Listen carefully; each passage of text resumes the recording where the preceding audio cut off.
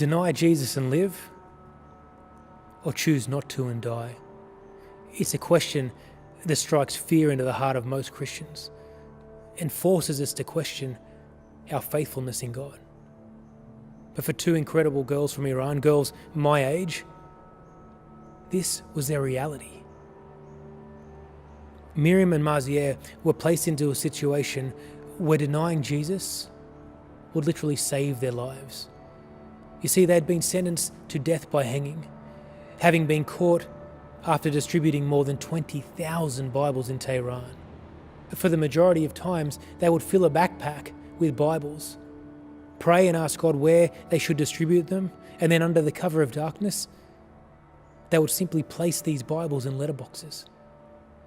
When they were caught, they were placed into Evin prison, one of the most notorious prisons on the planet.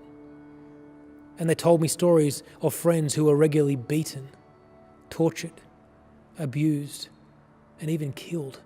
But as their case reached global media and pressure mounted for their release, the girls, they were regularly dragged before a judge who would simply say, write one sentence saying that you'll convert from Christianity to Islam and we'll let you go. And each time they'd refuse. And the judge would grow more and more frustrated and say, no, you don't understand. If you don't do this, you will die here. And they replied, no, you don't understand. We've been threatened with death before. That's not the problem. We're not afraid of death. What we're afraid of is a life without faith, without our Saviour Jesus Christ. You know, we so often link stories of victory, a miraculous provision, with God's faithfulness. But have we made a horrible mistake in doing this? One of the biggest struggles in my own journey has been the fact that, well, I seem to equate God's faithfulness with his provision of safety. And it's essentially rendered Jesus as this kind of blend between Superman and Santa Claus, a superhero that will sweep in and save the day wherever, whenever, and however I need him. And in those moments when my prayer isn't answered immediately or how I want it to be answered, I question God's faithfulness.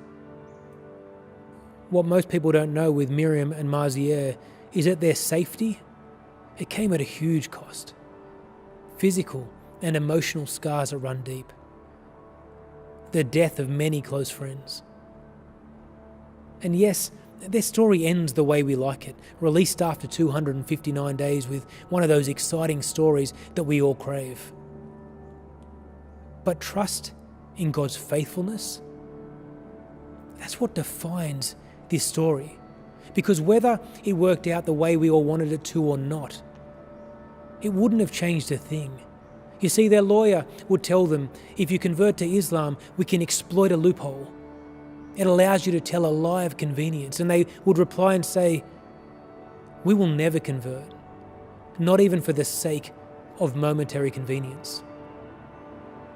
It's stories like Miriam and Marzieh, who because of Jesus, they stand in the face of culture in some of the most confrontational places on the planet. They're stories that inspire us, encourage us. But do they change us? Because Jesus isn't a mix between Superman and Santa Claus. And by following him, we don't get a life of safety. We get a great commission that involves suffering, hardship, but an assurance of eternity with him. A story, it may not end the way we want,